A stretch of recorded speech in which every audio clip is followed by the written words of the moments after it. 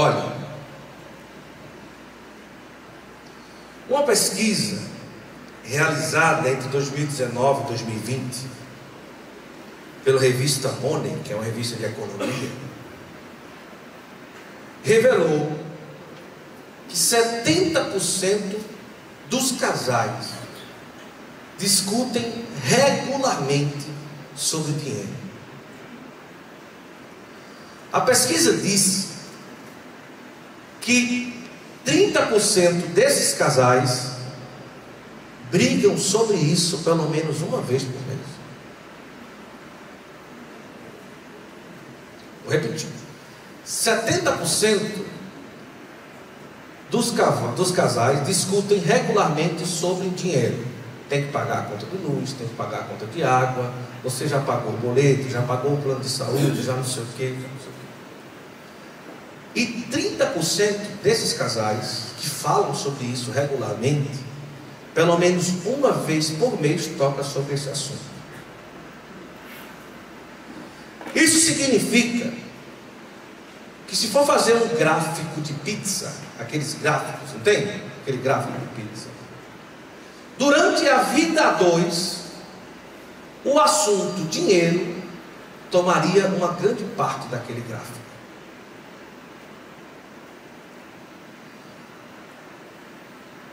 O que é que isso nos traz? Isso mostra o que cada dia rege a nossa vida como casal. O que ordena o ritmo da nossa convivência? O ritmo da nossa vida? Qual o fundo musical que tem no meu casamento? Essa pesquisa, ela comprova que cada dia que passa, o que rege a vida de uma família e de um casal é aquilo que passa e não aquilo que não passa. Eu não estou falando que o casal não é para falar sobre dinheiro, não. Não é isso não, tem que conversar, tem que planejar isso. Mas eu estou querendo dizer que é um número muito forte e que nos diz uma coisa, que a base da nossa vida e da nossa sociedade, dos nossos casais, cada dia mais que passa, a nossa vida é embasada mais no que é passageiro do que é eterno. As nossas conversas, as nossas discussões, aquilo que pensamos e planejamos, tem muito mais espaço para o que passa do que para o que é eterno.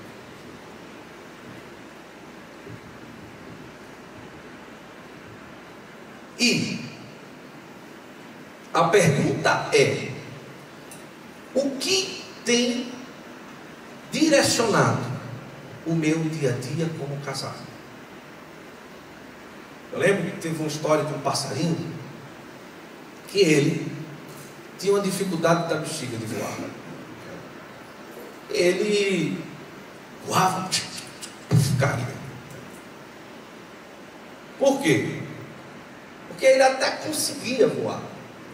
Só que para voar, o pássaro precisa estar com o pescoço, né, assim, direcionado. E ele via o rio, a floresta, achava tão bonito, e quando ele começava a voar, ele ficava olhando para baixo. A cabeça pesava, ele começava a perder equilíbrio, perder força, e ao invés de olhar para frente, ele ficava olhando o rio, os animais, a beleza, aí perdia a força, caía. E certo dia, uma pessoa, claro, uma fábula, né, percebeu que o passarinho tentava, ficava olhando para baixo, caiu. Eu vou lhe ajudar. E era um minerador, um homem que procurava pedras preciosas. E na mão desse homem tinha uma pedra que brilhava tanto. E o homem disse: hoje você vai voar, olhe para frente. E quando o passarinho viu a pedra brilhando no sol, quando começava a voar, ele ficava olhando a pedra, olhando, caiu. Ele dizia: olhe para frente. E o passarinho, muito curioso, e ficava olhando a beleza daquela pedra. Ficava olhando a pedra, caindo. Não teve jeito para o passarinho voar. A qualidade do voo do seu casamento depende para onde você está olhando. Se o seu casamento, o seu matrimônio, a sua vida pessoal, a sua família, você sonha que ela voe bem alto, vai depender para onde você está olhando. Para onde está o seu olhar? Por isso que eu comecei com essa pesquisa, que acaba alertando: será que o nosso olhar não passa 24 horas naquilo que é passageiro? E nós temos esquecido de dar um espaço para a nossa vida, para aquilo que é eterno. Se eu olho e dou espaço para o que é eterno, o que é de Deus, o meu voo vai ter uma qualidade também em Deus. Se eu ponho o meu olhar e a minha vida para aquilo que passa, para aquilo que é terreno, o meu voo vai ser muito raso. Aí depende do que a gente quer: voar alto, voar raso, com o meu casamento. Vamos iluminar a nossa vida com aquela passagem de Lázaro. Lázaro morto, vai a família de Lázaro, fala com Jesus, diz a Sagrada Escritura que ele era primo de Jesus. Morreu, aí vai desesperado: Senhor, se estivesseis lá, tu não deixarias que isso tivesse acontecido. É assim a história, é ou não é? Isso, é ou não é? É. Então, chega Jesus, Lázaro, 4 dias. Eu lembro de um pregador, quando eu estava começando a minha caminhada, ele todo empolgado na pregação: Lázaro, há 4 meses tinha morrido. Eu disse: vixe, Maria, 4 meses. Ele confundiu dias com meses. Eu disse: 4 meses não tinha mais nada do lado, né? Teve que juntar 11. Mas estava 4 dias e chega Jesus. Imagine se você tivesse como aquelas pessoas, olhando o que poderia acontecer naquela cena. Para onde você estaria olhando? O seu foco naquela cena estaria onde? Na pedra pesada que tinha para arrastar no túmulo? Opção A. No cheiro que poderia ter o cadáver quando abrisse a pedra? Opção B. No peso da pedra e quem ia carregar, aí seria eu, porque eu tinha hernia de disco. Eu tenho uma hernia de disco, eu já ia dizer: rapaz, quem é que vai empurrar essa pedra? Porque eu não consigo, se eu empurrar, já era. Ou você estaria olhando que existiria realmente possibilidade daquele cabo sair andando enfaixado de dentro daquele túmulo? É difícil, né? Eu não sei em que foco eu estaria naquela cena, mas pela minha personalidade, a possibilidade de eu acreditar que aquele cabo ia ressuscitar e sair andando enfaixado, para mim era muito pouca de eu acreditar nisso. Pela minha personalidade, eu talvez pensaria um jeito de consolar a família. Eu ficaria atento sobre o discurso que Jesus ia fazer sobre a vida eterna para consolar a família de Lázaro. Era isso. Eu ia ficar esperando: o que é que esse cara vai dizer? Mas eu nunca pensaria que ali a ressurreição poderia acontecer. Aí eu pergunto, olhando hoje para a sua vida, para a sua casa, para o seu casamento, com as pedras que tem na sua vida, como que está o teu olhar hoje? Nas pedras que tem? No mau cheiro que pode sair se mover a pedra? Ou na possibilidade do teu casamento ressurgir nesse retiro?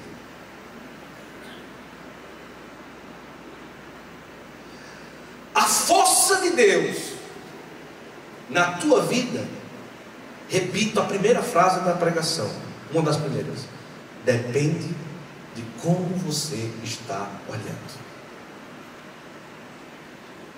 Olha para a esposa, olha para o esposo e diz assim: se tem pedra, meu amor. Diga assim, se tem pedra, meu amor, esses seus braços, essa sua coragem, essa sua força. A mulher diga: esse seu peitoral malhado. Diga assim: não tem problema, a gente arrasta. Arrasta ou não arrasta? Oxe, aqui ó, eu me garanto. Brincadeira. O que é que eu estou querendo nessa primeira parte da nossa conversa? Coloque o seu olhar naquilo que Deus pode fazer com você nesse momento. Esqueça o peso da pedra. Combinado até aí? Sim ou não? Sim ou não? Sim. Você vai dizer: mas Guto, eu peso 150 quilos. Brincadeira. Eu 115, 120, né? Mas é a pedra, não somos nós. Existem duas coisas que ninguém vai poder roubar da gente. Eu posso pegar assim sua bolsa, sua garrafa, né? Sua Bíblia, seu violão, sumir daqui. O mundo pode roubar da gente muita coisa: carro, casa, seja o que for, né? Mas tem coisas que ninguém vai tirar de você nunca, que Deus lhe deu, e é impossível alguém roubar de você. São duas capacidades internas que Deus te deu pela tua liberdade, que é só sua, você não pode dar para ninguém, nem ninguém vai roubar de você. A primeira é a capacidade de escolha. É intransferível a capacidade que Deus te deu para escolher na vida. E a sua vida pessoal, de como você vai ser como esposa ou como esposo, vai depender da qualidade como você escolhe. Se eu escolho viver assim, se eu escolho viver assim, se eu escolho viver B, Y, A, do jeito que você escolhe. Ninguém é capaz de escolher por você. Mesmo que você diga que foi culpa de alguém, mas foi você quem escolheu. Essa primeira capacidade, ninguém vai roubar de você e é só sua. Agora, tem outra capacidade, que Deus te deu também, que ninguém pode roubar de você. Que é, quando você acaba escolhendo errado, Deus te dá outra capacidade, que é a capacidade de recomeçar. Que o que é intransferível é só sua, e só você pode ativar essa capacidade. O que eu estou querendo dizer com isso? Que diante da vida, como casal, eu preciso entender que eu preciso dar passos.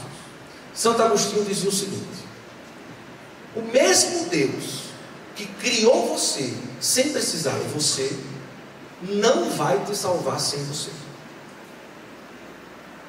Vou repetir.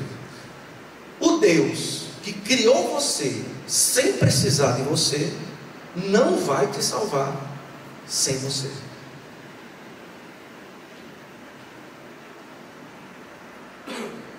E no casamento, eu preciso tomar e abraçar uma coisa: eu tenho passos para dar. Eu não posso ser acomodado. Eu preciso tirar as pedras. Não, deixa isso para minha mulher. Não, você. Não, deixa isso para o meu marido. Não, você. Você. Olhar para o teu casamento hoje e perceber a grande oportunidade de começar. Oh, meu casamento está tudo bem, não precisa recomeçar. Quem disser que casamento não é um recomeço todo dia é mentiroso. Todo dia é um recomeço. Você pode viver 1000 maravilhas com sua esposa a semana, tudo direitinho, mas acontece às vezes numa sexta-feira, numa quinta-feira, um riscozinho que no sábado você estava tudo bem, acordou, está tudo desabado, lascou. Aí você viu: meu Deus do céu, estava tudo bem. Como é que pode ter brigado por isso? Depois de 2 meses, às vezes até acontece, o cara está conversando aí, tomando um suco, comendo uma pizza com a esposa. Tu lembra porque é que nós brigamos feio há 2 meses atrás? Às vezes o cara não lembra nem quem foi mais. Ou seja, casamento é um recomeço todo dia. E eu vou dizer uma coisa para vocês: um dos maiores conflitos na vida de um casal é que eu alimento dentro de mim a pura inocência e fantasia que eu casei com alguém que vai me salvar de tudo aquilo que eu preciso ser salvo. Tem gente que casa para sair de casa.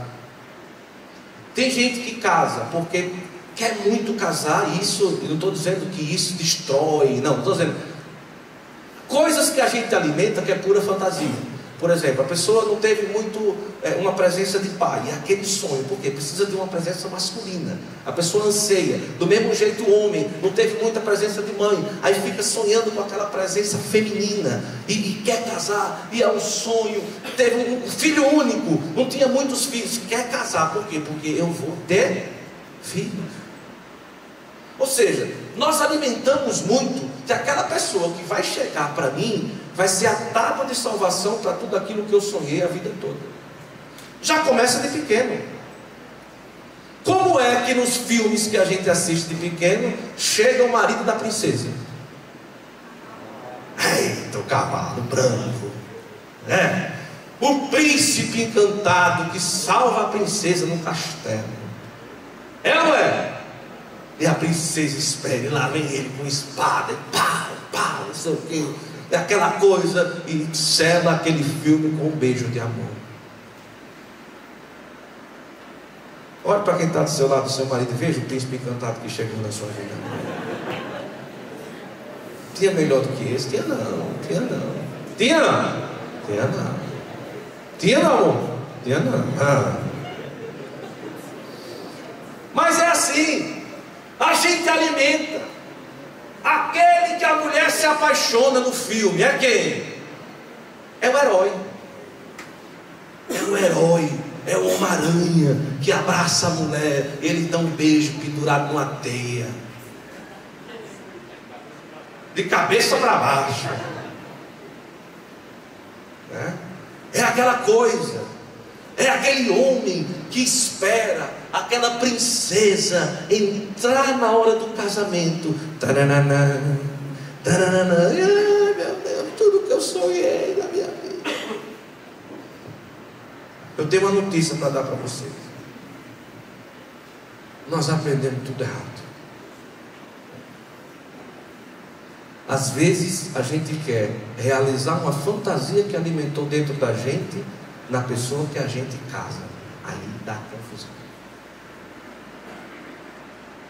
Olhe o que Santo Agostinho escreveu. Olhe e escute. Senhor,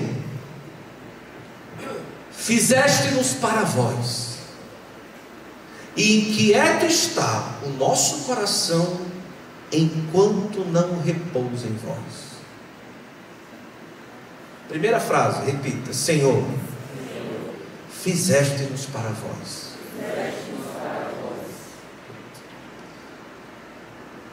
São João Paulo II, escrevendo sobre o casamento, o matrimônio, disse assim: mais do que ser companheiro para uma pessoa do sexo oposto, o ser humano foi constituído à altura de um companheiro do absoluto, que é Deus.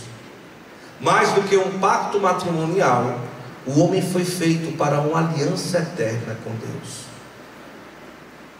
Repita comigo: mais do que ser companheiro de alguém do sexo oposto, eu fui feito primeiramente para ser companheiro de Deus. Aí é onde está a chave. Se você é um bom companheiro de Deus, você vai ser um bom esposo, uma boa esposa. Se primeiro você vai ser best friend, próximo, íntimo, daquele que você foi criado para ele, porque a pessoa às vezes fica assim, olha no olho da mulher, aquelas coisas melosas, aquelas coisas assim: amor, eu fui criado para você, e você foi criado para mim. Não. Você foi criado para Deus. E Deus te deu alguém criado para Ele, para casar com você. Como é teu nome de casaco verde? Jefferson. Jefferson, por exemplo, dentro de você tem um espaço que nada nem ninguém vai conseguir preencher. Por mais que seja gente boa, maravilhosa, mas dentro de você tem um espaço que Mirela nunca vai preencher. Você pode até fantasiar que ela preenche o seu coração como esposa, mas lá dentro tem um espaço que é impossível de uma mulher, de uma festa, de uma cerveja, de uma outra mulher preencher, porque esse espaço é só de Deus. Quem não tem Deus sempre vai ficar buscando algo mais, porque dentro de si vai ficar um vazio, sempre vai faltar. Aí o cara não tem Deus, ele vai buscar onde? Na festa, no adultério, na cachaça, na droga, na mentira. A mulher não tem Deus, vai ficar sempre vazio, ela vai ficar buscando.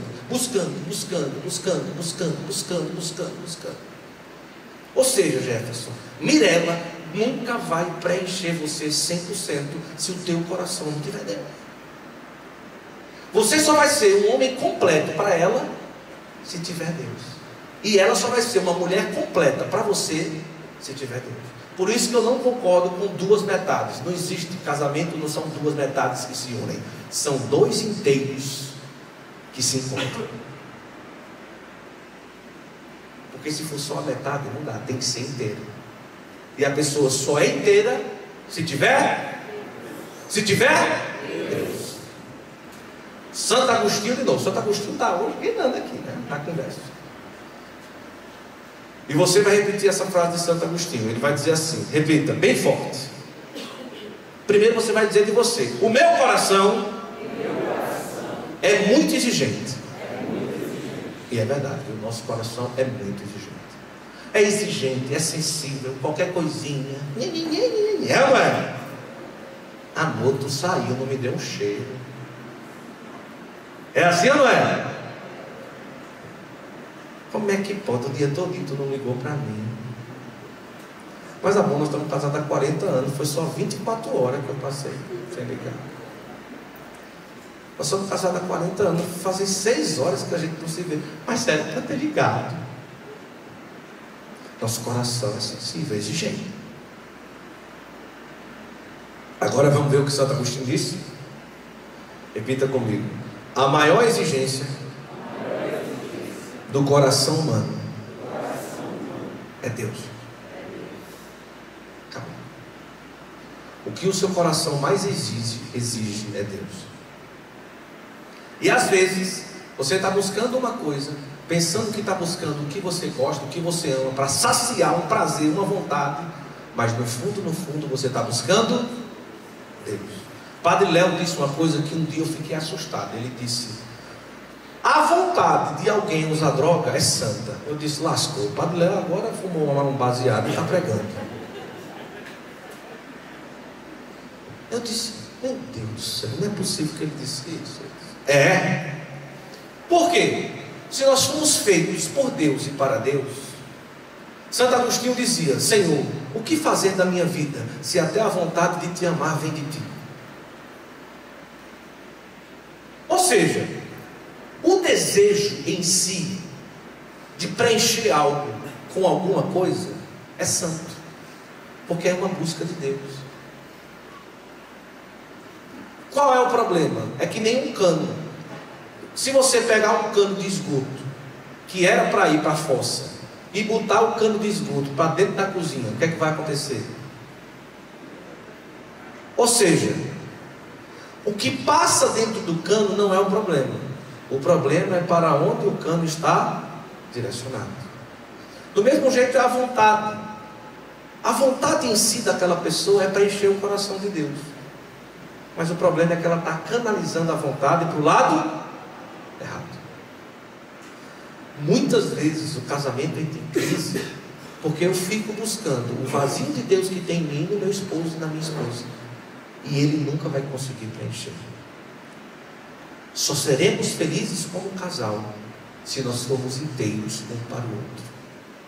E ser inteiro é preencher o coração com Deus, antes de ser esposo e antes de ser esposa. Olhe para o seu marido, para a sua esposa e diga: amor. Não faça de conta não, diga: amor. Fale bem baixinho: eu quero você inteirinho. Diga: eu quero você inteirinho. Pode dizer, pode. Quer a metade? É não? A metade? Não, inteiro. Aí ela diz: Mirella, inteiro. Aí, Jefferson, tá lascado. Inteiro. Muitas vezes as coisas não andam porque o combustível que você dá à sua vida é o combustível errado. Ou seja, se você, por exemplo, alimentar a sua vida só, tipo assim, da presença da sua esposa, de querer sempre ela, de querer sempre o marido, uma hora você vai ficar: meu Deus do céu, que vazio que está dentro de mim. O meu carro esses dias teve um problema. Um rapaz que trabalha comigo lá na empresa nossa saiu com o meu carro, botou combustível no posto que eu não sabia que era ruim, nem ele, coitado. Quando eu cheguei em casa, o carro estava pulando, parecia um trio elétrico, pulando, né? Combustível ruim, tá aí. Ontem ele mandou a fatura da oficina, teve que lavar, teve que fazer limpeza de bico por causa de um combustível. Aí a pergunta é: qual o combustível que tem feito você viver? Está engasgando? Está fazendo você andar meio... Se nós não buscamos a Deus o combustível correto, nós não vamos ter fôlego para aguentar a vida. Qual o combustível? O que tem tocado no nosso rádio, no nosso carro, no nosso Spotify? Qual o combustível? O que tem passado na tela do nosso celular e da nossa televisão? Qual o combustível? Quais os lugares que nós estamos frequentando? Qual o combustível? O que eu tenho feito com o meu tempo? O que eu tenho feito com a minha casa, com os meus filhos, com a minha esposa, com a minha família? E diante disso tudo, qual o combustível e a força que eu tenho utilizado para viver essa vida? Vou ser bem sincero para você, não é fácil. Olha, a primeira pregação que eu fiz na vida foi com 15 anos de idade. Hoje eu já estou com 30 e quantos anos eu tenho? Eu tenho 33 anos. Desculpa, é que eu não gosto muito de lembrar, porque ela tem 37. Aí se eu lembrar, aí fica aquela disparidade que eu não conto a ninguém, entendeu? Não conto a ninguém. Isso aí eu guardo no túmulo, né? Mas ela é 4 anos mais velha que eu, tá? É importante, né? Vou dizer, a verdade vos libertará. Hã? É verdade. Quer que eu mostre o RG? É verdade. Eu sei que eu estou mais acabado, né? Com a sogra que eu tenho também.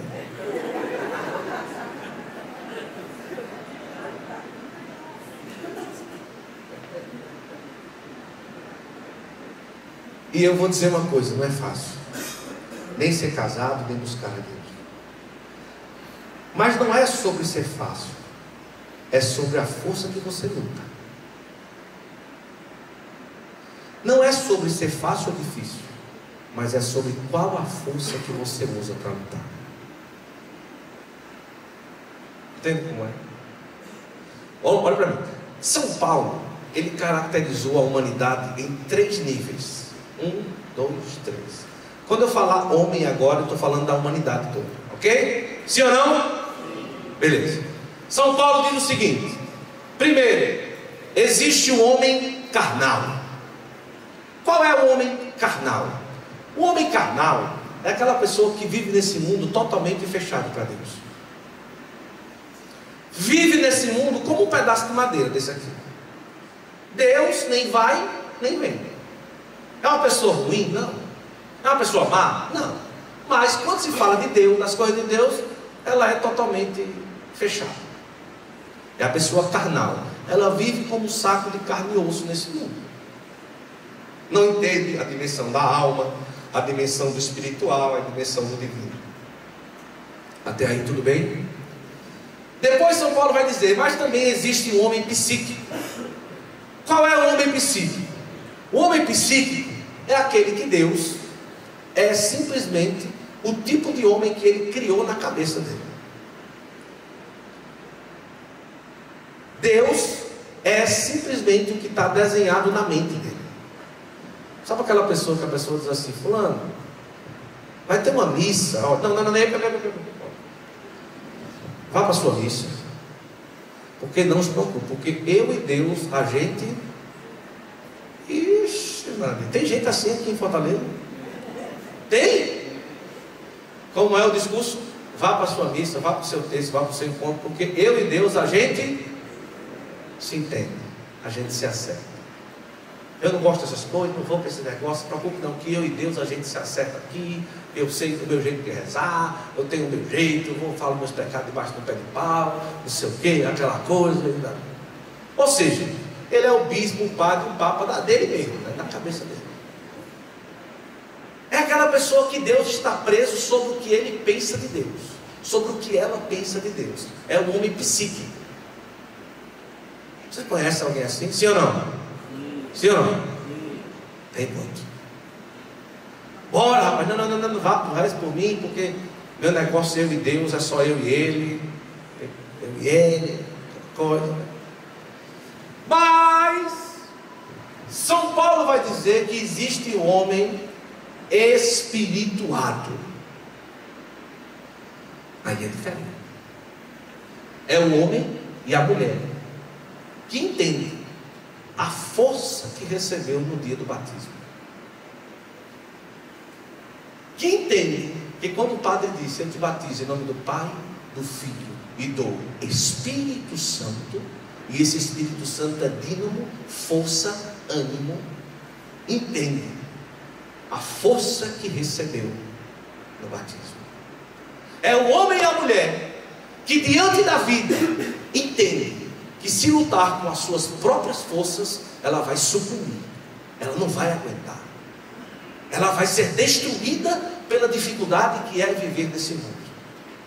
E esse homem e essa mulher espirituados, eles entendem que a força do Espírito é a força que guia a sua vida, na hora de decidir, na hora de lutar, na hora de resolver os problemas, na hora de conversar, na hora de ter uma conversa um ou com o outro, seja como for, na hora de criar os filhos, na hora de resolver um problema no trabalho. Entende que o Espírito Santo é vida. Olhe bem o que eu vou falar agora. O padre acabou de celebrar a missa. Na hora da consagração, ele fez a seguinte oração: santificai, Senhor, as suas oferendas. Tem duas fórmulas, eu vou falar uma. O padre faz assim, ele está aqui, aí faz: mandai o vosso Espírito Santo, para que essas oferendas se transformem no corpo e no sangue de Cristo. É assim que o padre fala, sim ou não? É. Como é que ele diz? Mandai o vosso.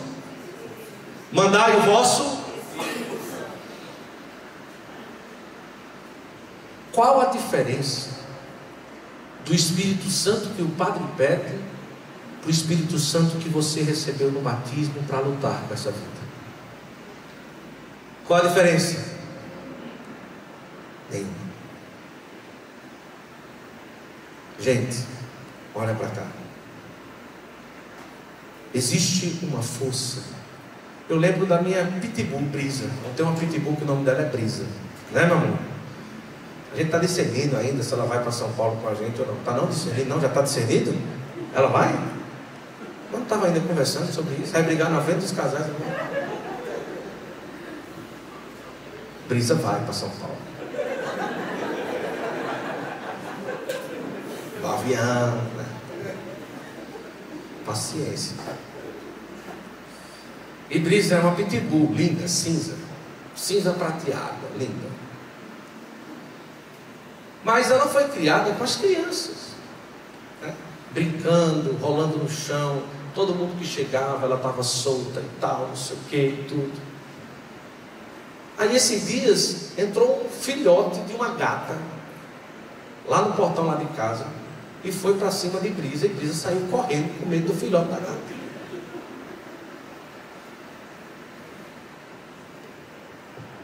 Às vezes, pessoalmente, individualmente no casamento, a gente vive a vida que nem Brisa, sem saber a força que tem para viver a vida. Mandai o vosso Espírito Santo. Quando o padre reza assim, aquele pedaço de pão se transforma na carne de nosso Senhor. Por isso que chama transubstanciação. Não é um teatro. Transubstanciação é o que?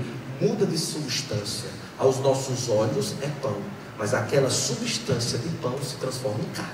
É a nossa fé. Aquele vinho, a gente vê vinho, mas a substância dele é sangue, a partir daquele momento. Por isso que chama transubstanciação. A substância, trigo, pão, muda para a carne. E o vinho, a substância, uva, tudo que tem no vinho, muda para sangue. É a nossa fé. Aquele momento é o momento da transubstanciação. Aí eu lhe pergunto: o Espírito Santo, que é capaz de transformar um pedaço de pão na carne de nosso Senhor, e um pouco de vinho do sangue de nosso Senhor, não é capaz de nos ajudar a resolver os nossos problemas? Não é capaz de transformar o coração de uma pessoa? Não é capaz de mudar a vida de um filho, de mudar a vida do marido, de mudar a vida de uma esposa? O Espírito Santo, que transforma um pedaço de pão na carne de nosso Senhor, não é capaz de curar uma enfermidade? Não é capaz de mudar qualquer realidade humana? De te dar discernimento na hora da dor, de te dar força na hora da dificuldade? Será que esse Espírito Santo, que é capaz de realizar o milagre e o mistério da transubstanciação, não é capaz de sustentar teu casamento? Não é capaz de sustentar a tua vida como homem, a tua vida como mulher, a tua vida como mulher, a tua família, os teus filhos? O Espírito Santo, que é capaz de mudar um pedaço de pão na carne de nosso Senhor, não é capaz de mudar a tua realidade financeira? De cuidar dos teus negócios? Às vezes a gente cai em crise, síndrome do pânico, depressão, tristeza, porque às vezes a gente quer lutar a vida com as nossas forças, aí a gente quebra a cara. Não seja que nem Brisa não, preste atenção na força que você tem. E como é que faz, Guto, para viver assim? Só basta viver perto dele. Só basta querer, como diz a música. Só basta entramelar a sua vida com Deus. Fazer com que seja tão junto, tão junto, tão junto, tão junto, tão junto, que seja um só, você, sua esposa, nosso Senhor e a Virgem Maria, como eu disse ontem. São Serafim de Saróvio é um santo antigo da igreja, lá do Oriente Médio. E um dia acharam uma frase dele que dizia assim, repita comigo: os pássaros voam, os peixes nadam, e os homens rezam. Pode aplaudir, porque essa é para derrubar nós. Os pássaros voam, é essencial no pássaro. Os peixes nadam, é essencial do peixe nadar. E a humanidade reza, é essencial para a humanidade estar com Deus.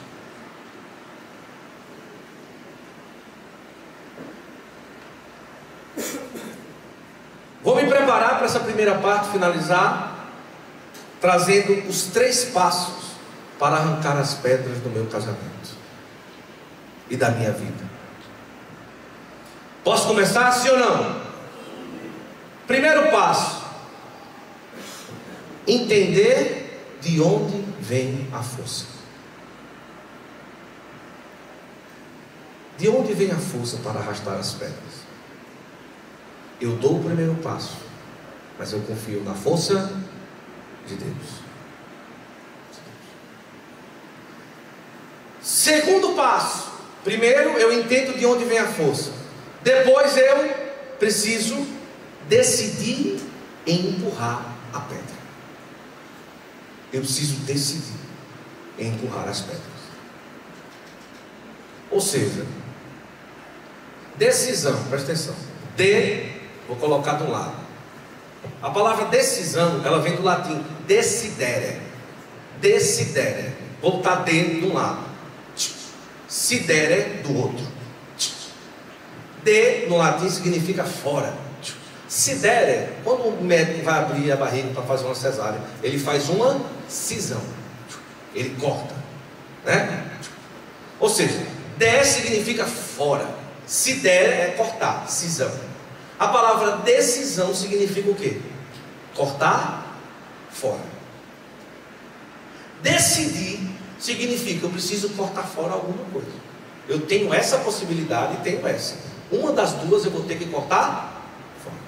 Ou seja, tomar decisão hoje significa lançar fora algumas coisas que atrapalham o meu casamento. Nós vamos falar sobre isso no segundo momento, agora após o intervalo, que vai ser uma pregação mais prática para a nossa vida, vai ser bem legal. E aí eu vou lançando fora, vou percebendo aquilo que está fazendo mal e eu tomo a decisão. Então, primeiro passo, saber de onde vem a força. Segundo passo, decidir e empurrar a pedra. E essa decisão parte de uma palavra que às vezes pesa, mas não é assim. Decisão traz a palavra conversão. A palavra metanoia, mudança de mentalidade. Eu queria, em 3 minutos aqui, eu queria chamar uma pessoa aqui. Agora eu queria chamar aquele cara que na festa de Natal é aquele que sempre gosta de dançar. Que a pessoa diz assim, se você é sua esposa e está dizendo, é ele, por favor, faça com que ele venha aqui. Aquela pessoa que gosta de dançar, que toda parece que acaba desenrolado demais, conversa com todo mundo e tal, não sei o que. É tu mesmo, é? Pois vem cá, tu, vai, eu estou apontando. Uma salva de palmas para ele! Ué, eu ia dar uma moralzinha, eu ia dizer, aquele cara corajoso. Aí a mulher disse que era ele antes, pode vir para cá, pode vir. Eu ia te dar uma moral, dizendo que era corajoso e tudo. Vem para cá, pode vir. Mas é também, né? Felipe, né? Felipe, cara, você considera um homem corajoso? Mais ou menos. Ave Maria. Lembra que nós estamos no Ceará, rapaz, nós somos caba máquina. Mas ele veio aqui porque nós convidamos a semana toda para ele explicar detalhadamente o que é verdadeiramente conversão. Eu me preocupo quem trata a conversão como se a gente virasse um anjo. E não é. Não é não, Felipe? Ele vai explicar. Sabe dirigir, né? Tem carteira há quantos anos? Já bateu o carro? Não. Eita! Mas já bateram em tu, né? Já. Tá bem, foi culpa deles, Felipe, foi culpa deles. Felipe vai ensinar o que é conversão, tá bom? Felipe, é o seguinte, você vai segurar o volante do carro, tá? Você lembra que no Detran, quando a gente foi fazer a prova, a gente aprende mais ou menos umas 200 placas. Depois da prova a gente só lembra de 20, no máximo. No máximo. Mas é placa pra caramba, é bicho, é placa, é seta, é placa azul, é placa verde, é placa amarela, é placa... Acaba lembro dentro dessas placas. Mas tudo bem. Mas tem uma placa daquela que faz assim, ó, que significa conversão à direita. Lembra dessa? Lembra dessa? Conversão. Vamos lá. Agora, Felipe, pega o volante, eu vou cantar uma musiquinha no microfone. Quando eu começar, tu só faz de conta que está dirigindo assim, ó, no ritmo da música, tá bom? Isso. Vai. É desenrolado mesmo, bem que serve, bem que serve. Segura o volante, Felipe, vai lá. 1, 2, 3 e...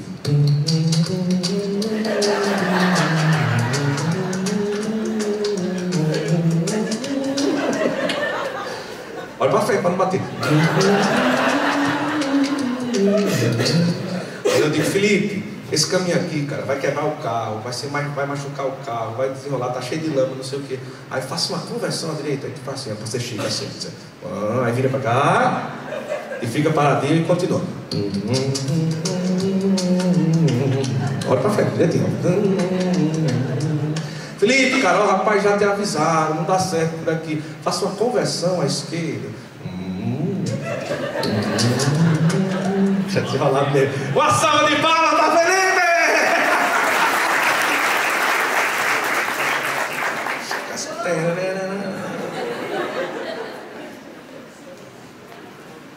Deu para entender o que é conversão? É você entender que nosso Senhor fez tudo para que você viesse aqui, para perceber os caminhos que estão fazendo mal a você e simplesmente mudar a direção a partir de hoje. Mudar. Fazer uma conversão.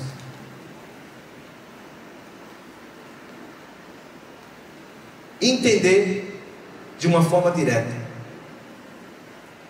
que vida de casal é saber olhar a esposa e o marido do jeito certo, e não como aquele super-herói, príncipe ou aquela princesa que vai salvar você de tudo.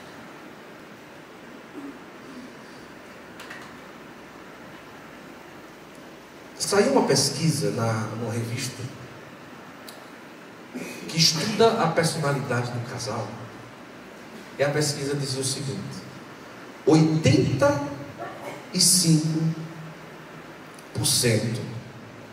das mulheres citam em primeiro lugar, sobre o que mais deseja no casamento, a palavra respeito. É muita coisa. O que é que você sonha quando você casar? Em primeiro lugar, a mulher diz: que seja um homem que me respeite. Em primeiro lugar, o respeito. E a palavra respeito, ela vem de respectus, do latim, que significa que significa de novo, novamente, e expectio, significa olhar.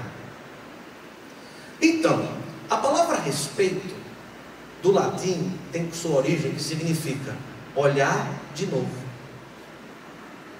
olhar novamente. O que significa isso? Significa que a mulher no casamento, o que ela mais quer em primeiro lugar é que você veja ela todo dia, que ela seja vista pelo menos, e saber olhar. A mulher ser vista é você sentir falta do almoço? A mulher ser vista é você perceber que a roupa não está passada? A mulher ser vista é você analisar que a casa não está muito limpa? Não. Ter respeito é olhar todo dia de novo como a mulher precisa ser olhada. Eu vou dizer uma coisa: não querem muita coisa não. Ela, primeiro, pelo menos que a gente esteja ali presente de verdade, e depois fazer com que esse olhar perceba a presença. Vou falar sobre isso na outra com detalhes. Por outro lado, a mesma pesquisa diz que 82% dos homens esperam que suas mulheres o apoiem em momentos difíceis, ao invés de julgar. E ainda diz que 70% desses homens valorizam muito que a parceira, que a esposa, entenda ele no momento difícil. Ou seja, os homens também esperam que as mulheres olhem para ele. Ele não é tão alfa como parece.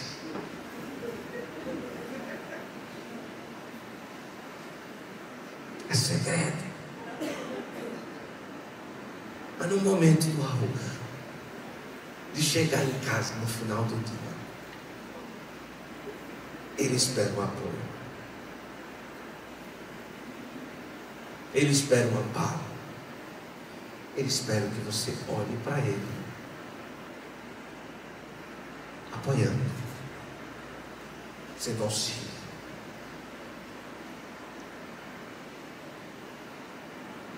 E aqui eu termino agora, para a gente partir para outro momento, resumindo tudo aquilo que nós falamos nesse primeiro momento em uma coisa: o resultado do futuro do seu matrimônio depende de como você, um ao outro, se apoia e de onde individualmente a sua vida está apoiada.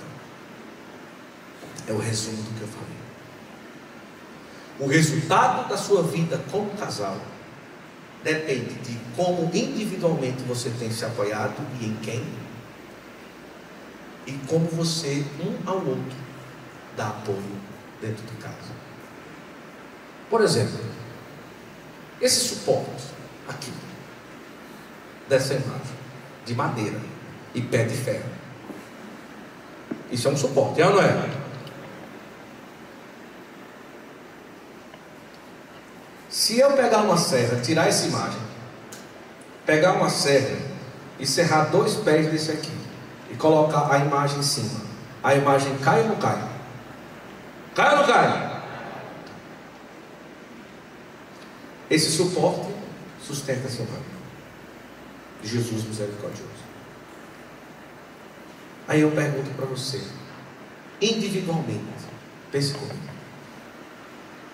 qual suporte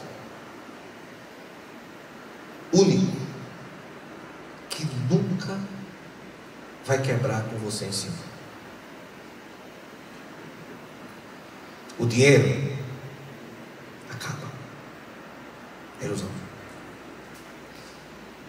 A vaidade passa. A beleza, a fama, a família também passa. Eles morrem, nós também. O único suporte capaz de sustentar você e nunca vai quebrar com você em cima é Jesus. O único suporte que vai sustentar você em todo momento, sem lhe decepcionar, sem lhe derrubar, e vai sustentar a tua vida individualmente, o teu casamento, a tua história, os teus filhos, é Ele, é Jesus. O único suporte que não quebra com a gente em cima. Por isso eu digo, coloque a sua vida aonde nunca vai quebrar, e você vai ver a sua família se transformar, a sua vida pessoal, a sua história. E eu só precisava, para ir finalizar, de outro cabo corajoso. Será que tem? Só outro, só mais um. Vou contar até 3, porque eu sei que no Ceará tem muito cabo corajoso, né? Uma salva de palmas, rapaz! Foi impressionante. Eu acho que quando o Felipe veio, ele disse: era para ter sido eu, quando ele disse corajoso. Não é não, Paulo? Obrigado, Paulo. Mas vai ser simples, tá? Vamos supor que Paulo, né, gente boa pra caramba. Aí eu digo: Paulo, aqui passa uma BR, é isso ou não é? Isso aqui é uma BR 116. Aí eu digo: Paulo, eu preciso muito, cara, da tua ajuda próximo domingo, porque vai passar um caminhão com encomenda muito importante, e eu preciso que tu receba essa encomenda. Fica ali na esquina da BR, chega lá umas 6 horas da manhã. Paulo, acostumado a fazer crossfit 5 horas da manhã, correndo, fazendo brincadeira. E ele vai perguntar assim: Guto, que horas que esse caminhão vai passar? Eu digo: não, vá, não se preocupe não. Já sabe quem é você, a roupa que você... Vão me encontrar e vão entregar. Aí ele vai, gente boa. Ele vai dizer: mas como é esse? Não, Paulo, vá, pode ir, por favor. Aí ele chega, próximo domingo, 6 horas da manhã lá, bonito, tá. Às 6 e... Tá bom. PNX 8526, Fortaleza, dá uma tiradinha lá. É o teu, mano? Ah, desculpa. pela traseira é um Corolla, tá? Já achou lá, pô. Aí ele vai, 6 horas da manhã, olha pra mim. Das 6h30, passa um monte de caminhão. Nada. E Paulo lá. 7 horas da manhã. E Paulo lá. Um sol da bexiga. 7h30, Paulo vai estar lá. Fala a verdade. Já estava puto já. Eu também. Foi sincero, né? Além de corajoso, é sincero.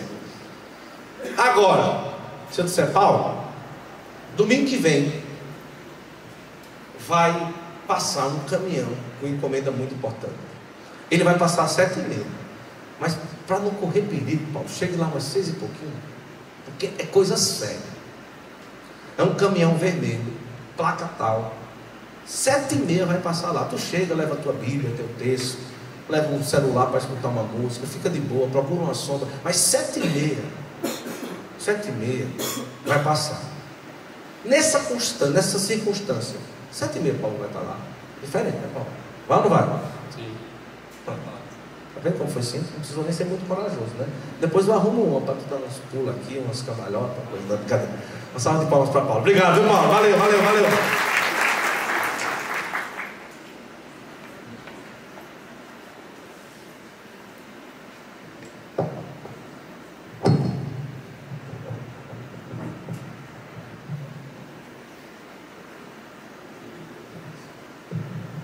Tem que passar por cima do cabo. Gente, o que é que Paulo ensinou para nós hoje? Só se cansa de esperar. Por que a gente nunca desiste do nosso casamento? Por que a gente nunca vai desistir da vida de Deus? Por que a gente nunca vai desistir da nossa família? Só se cansa de esperar quem não conhece quem está esperando.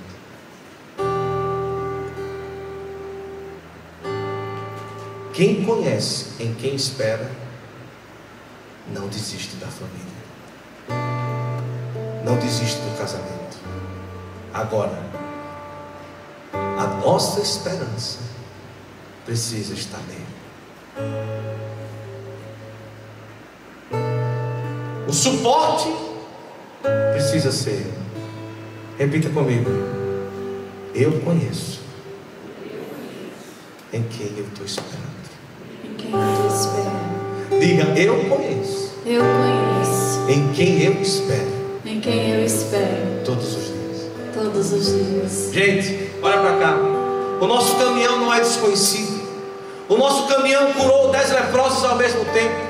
Mudou a vida de uma mulher adúltera. O nosso caminhão curou a vida do cego. O nosso caminhão mudou a vida de aleijado. Mudou a vida da samaritana. Mudou a vida de Zaqueu. O nosso caminhão sabe o que faz. Morreu numa cruz por nós. Ele ressuscitou. O nosso caminhão não é desconhecido. É por isso que a gente acredita que se tem qualquer pedra, qualquer coisa, se for preciso mudar o caminho, tudo por Ele eu faço, porque Ele sabe o que é melhor para mim. Ele sabe.